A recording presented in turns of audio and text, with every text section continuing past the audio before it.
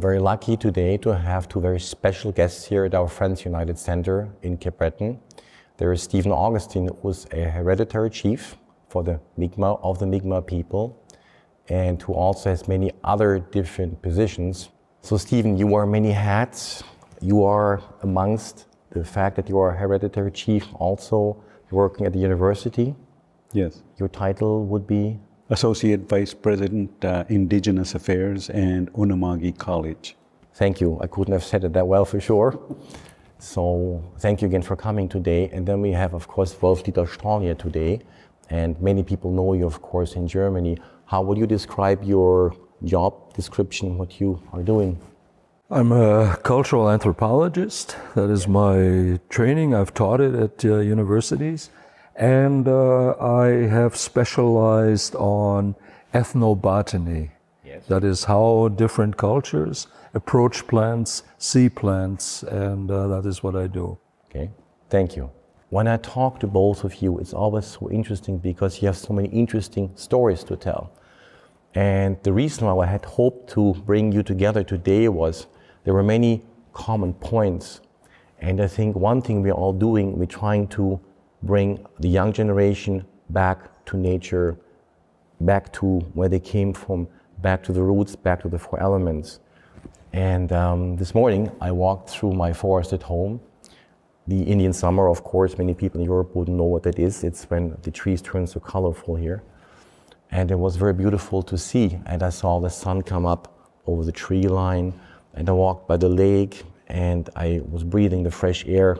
Those four elements and the sun came up are really what keeps us going. So what would be your answer to today's generation, how to stay in contact with nature, how to stay in contact with the old roots? Well, actually, we are nature. We're part of nature. Very true. And to be separated from nature is to be separated from our true self. Absolutely. In the modern times, that is very difficult in a city, but even there you can connect by deliberately stopping and looking at a little plant in the pavement, busting out of the pavement, or feeling the sun, stopping and feeling the sun on the skin, maybe feel it on the palm of the hands, and or seeing a little ant on a wall crawling, and you look at that and you connect with that instead of all the cars going by or the advertising or what people wear. I catch myself sometimes doing it. You drive fast and yet it's too beautiful and you do not take the time to observe nature. And that's really what we should be doing. Yeah. So I agree. So Stephen, what's your idea to talk to the young generation? What kind of ideas to give them, how to reconnect them or connect them with nature? In fact, mankind in general, we are polluting the environment way too much. I think a lot of knowledge and ideas are embedded in the land itself. I mean, long time ago, our cultures never separated themselves. Nature, we didn't call it nature, we didn't call it the forest, we didn't call it, I mean, the wild or whatever. Yes. We were part of it. Like Wolf said, I mean, humanity is part of what the world is, and it's central to teach young people about the value of, I mean, sometimes I hear teachers bringing in beans to the school and growing the beans culture and watching the children grow these beans in a classroom and then taking them outside into a garden and watching these, taking care of them and growing. I mean, that is one of the better ways of teaching children today about connecting with Mother Earth, and I think in a lot of ways we have to open and break down those classroom doors and bring the children, all children, not just indigenous children, but outside. Like a lot of early philosophers thought that learning was more an environment that is always changing and there are cycles, There are small cycles and larger cycles of, like every 10 years something happens. I'm using 10 as a digit, but it could be 15 or 17 years or 30 years or 375 years.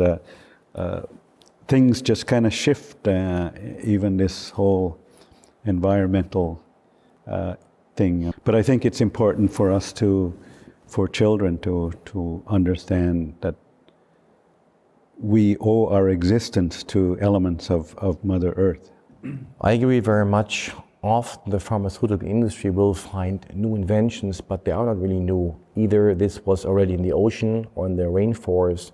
It's so important we can protect all these resources, because for future generations, not just to see and to experience, but to learn from the ocean. 2/3 of our planet are covered obviously with water, and we are way too much polluting the Earth, Mother Earth. And we had a while ago David Miracle here, a mutual friend, and he said his father protested against a dump which was close to his First Nations community because it did pollute the water. And to him it was very important to future generations to save Mother Earth. And that is the one thing I find for my children. I try to teach them the same thing. We go through the woods for walks. I give you some books, the two of you. I photographed them with my children. So we would photograph moose and a bear and deer, and they just got much closer to nature. So I was going to talk about the body, mind, and spirit. They go together. People often don't understand or forget about that. What's your take on that, on body, mind, and spirit as one whole unity? Yeah, of course, body, mind, and spirit. Body is, like I learned in high school, is a sack of calcium, a smaller sack of phosphorus, as much iron as you can make a nail from, and a flake of gold. And if you buy that in a drugstore, it would cost $2.70. And that's not who we are. And I mean, if that's what we were, we couldn't walk around and we couldn't talk. We are also spirit, and the world is also spirit. And that's why we, as spirit beings, can talk to the spirit of the plants. We can talk to the animals. It's very important. I agree with you. If you're really, really in deepest concentration, you can even talk to the rocks, to the stone. You know, we live in a spirit world. Yeah, I think many people will say everything is divine around us. We have to respect the plants, the people, the animals. It all goes together. And when you really look at it, all of us need Mother Earth to grow. We need the water, obviously. We need the air and the sun. It's so important to protect those resources. What can we do to protect those resources more for future generations? Stephen, what do you think? We can help minimize the impact on Mother Earth, but I don't think we can save. I mean, we're taking on a big, giant leap if we can say we can save the planet or Mother Earth. There is a notion among some peoples around the world as being stewards of the land. And being stewards kind of has a connotation of like the Bible says that man is above animals and plants or whatever. It's kind of above. And that ideology that man is above all of that rings with the idea of stewardship, that man is responsible for all of those things under him. But like Wolf said, we are part of it. Like birds, plants, animals, and fish are our brothers and our sisters. And in our culture, you say that's a stone carving of an eagle. It's a stone. It's a dead piece of stone. But for me, when grandfather's son passes by during the day, that casts a shadow, and then a long shadow.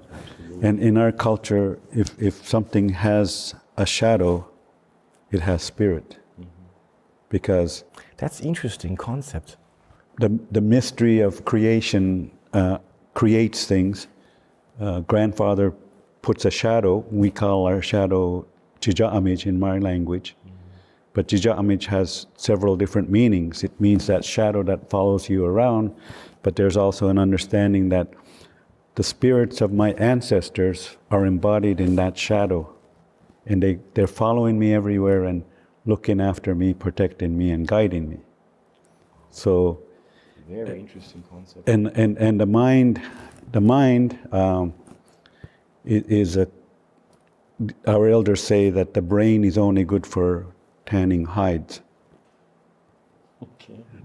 And the mind is not really, it's a combination of your fingers, your toes, the rest of your body, your blood inside of you, which flows from all of those ancestors that are behind us, and our heart is the main thing that kind of makes this body grow. Yeah. So a combination of everything that's in our body causes this thing up here to make us decide whether we want to go somewhere or not go anywhere, or pick up that cup and have a drink of coffee. So the mind, body, and spirit they're integral to each other. I mean, I see them as one, but I think a lot of times, like our elders tell us, I mean, the brain, or, like, I forgot is a bad excuse. I mean, if you do something wrong, it's a bad excuse. And they say it's not your head, it's not your brain, it's the rest of your body that's, and that's just a sad excuse to blame it on your forgetfulness or on your mind. Okay. Yeah, this life these days appears to be so busy. We have so many responsibilities, duties, and the media and all these outside influences seem to have such an impact on everybody, but especially again on the young generation.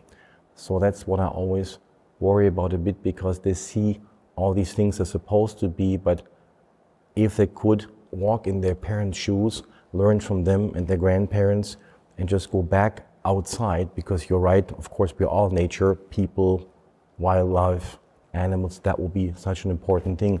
You said something last week during the seminar you held here, that the blood of plants and wildlife and humans is often similar in many things in terms of makeup chemistry. Yeah, it's like a mirror image. The green juice, the chlorophyll, is even on a molecular level is very similar to our blood. And it's on a molecular level, it is a molecule, a porphyr molecule, and in the blood is in the middle one iron atom, and that makes our blood red. And with the plants, it is one magnesium atom. So it's not really much difference. You can say we are very much related to the plants. I mean, they have green blood, we have red blood. Yeah. Magnesium turns red when it turns into ochre. Ochre, yes. So yeah, thank you. I would like to thank both of you for coming today. I would like to thank you, Stephen, for supporting our Friends United initiative, the artist, and for coming here and guiding us, because there's so much we can learn from you in terms of wisdom. Again, part of this age. Of course, you're only 50 years old.